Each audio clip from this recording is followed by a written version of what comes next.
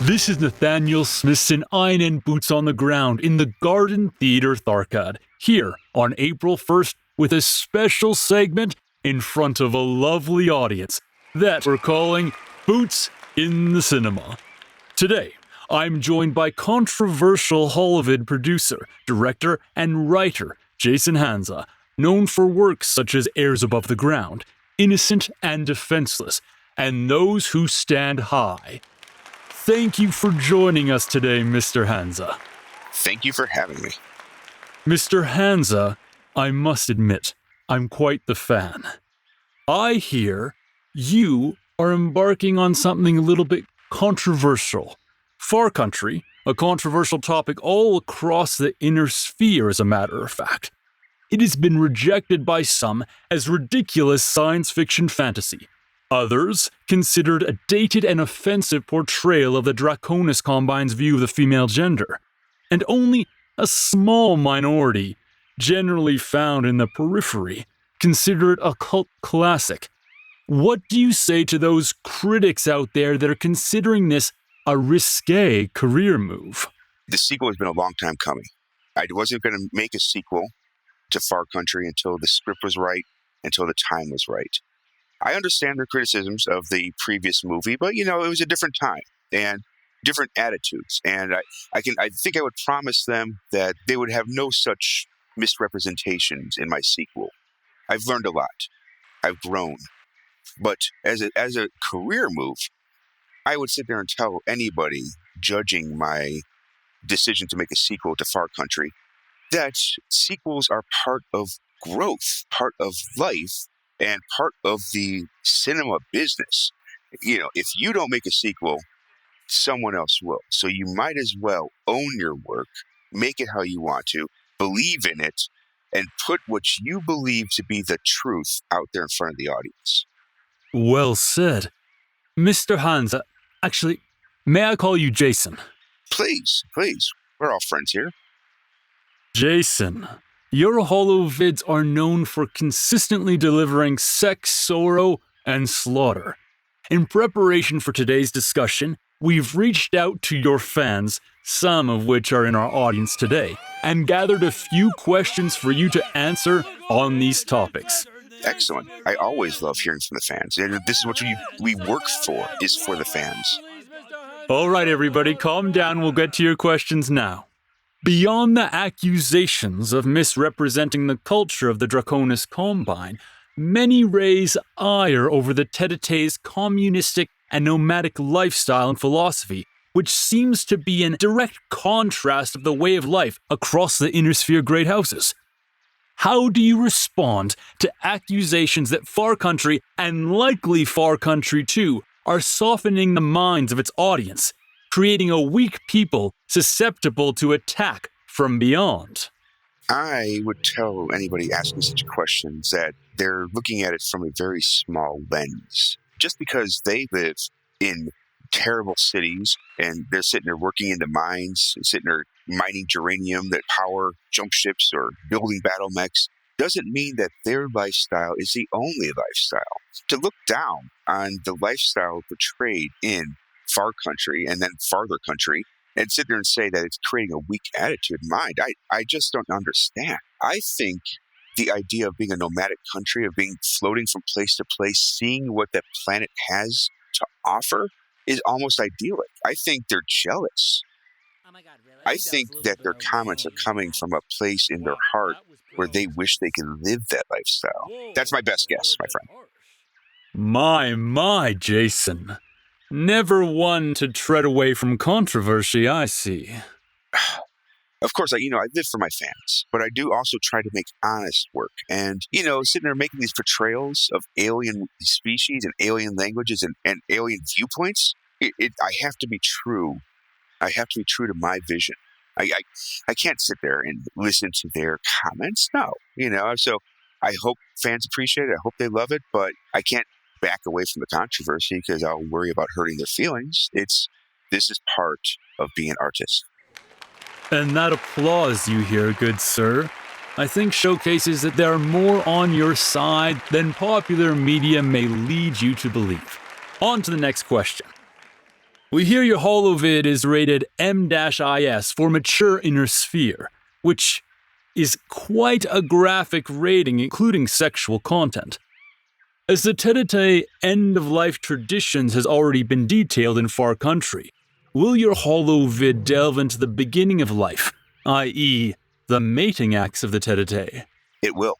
And not only with the mating acts, but with, and this is, you're hearing this first, this is, I'm giving you the scoop. We are exploring interspecies romance in Farther Country, because I think that's what the fans are looking for. They want to know, can humans and other life forms join together as soulmates? So Farther Country is going to be rated MIS for mature inner sphere. I had to actually cut a few scenes to pull it back from ultra mature because that's just not marketable. I mean, that's a business decision. There's sometimes you'd have to look at your art from, will this actually move? Will this sell? Can I get it out in front of fans, or do I need to adapt my vision? So I did cut a couple scenes. The birthing scene is going to be on the it's going to be a special feature. It's not going to be out there on the holo video on the screen. But that's also my way of giving it to the fans. For those that want to see my vision, my how I portray Farther Country in my brain, the extended cut will be available, and I hope they enjoy it. Very spicy, good sir. And speaking to the fans, Dakota, previously played by fan favorite Dr. Randolph P. Checkers, has previously gone public, stating they refuse to reprise their role, saying, and excuse me, we have a recording. It was a dark time in my life. Before the Institute of Intersphere War Studies became financially sustainable, you couldn't pay me enough sea bills to redon that costume. Do you plan to reach out to Dr. Checkers with the proverbial olive branch? I have reached out, but of course, he was very polite, but still very firm that he's not looking to come back to the franchise yet. But in my heart, I hope he will. I mean, he is an award-winning actor, and when his death scene had people weeping in the theaters. I mean, he's a master. He's an artist. He's absolutely a legend, and the door is always open for him to come back for the next sequel or the one after that. I don't consider it closed or final. I know his feelings, but he has a talent, and for him to sit there and go off his own way and to keep that from the people, it breaks my heart. It just breaks my heart. So never say never. The door's not closed. Hope lives eternal in my heart. Wow, and as you can tell, the crowd is excited at that prospect, good sir. Last question, and this is a question from me. As mentioned, I am quite a fan of your work, especially the manner in which you accurately portray the battlefield. As a battlefield reporter myself, I've seen the horrors of conflict, yet Far Country seem to inaccurately represent the feasibility of infantry on the field. How does your sequel plan to address this topic?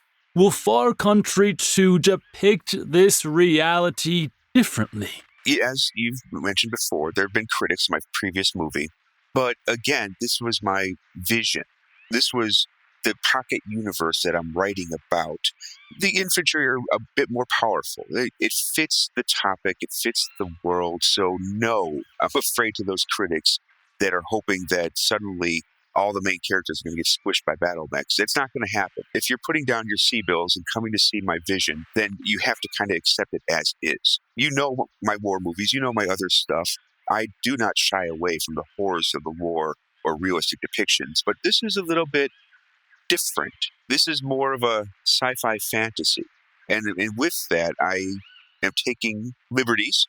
Yes, I'm putting realism on a smaller pedestal. I'm taking a step back from the realism in order to show the heart of the characters. I see.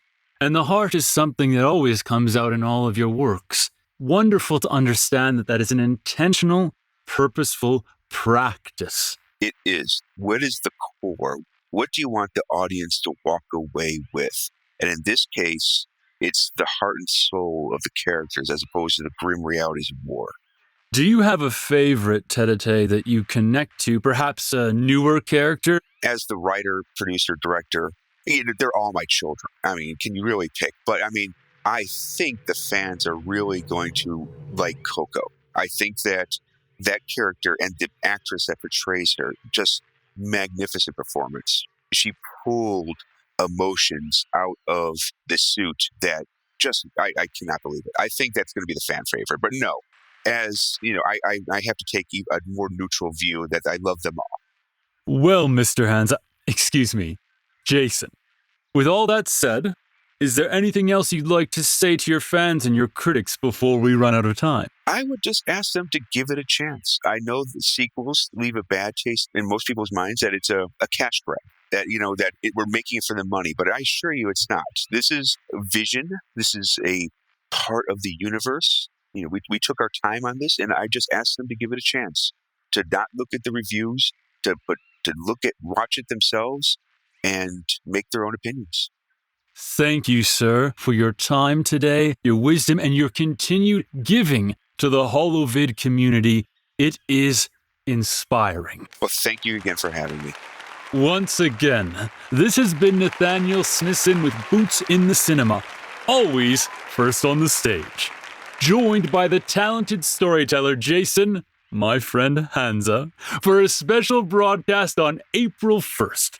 You can expect Far Country 2, Farther Country, released next year on, yes, that's right, April 1st.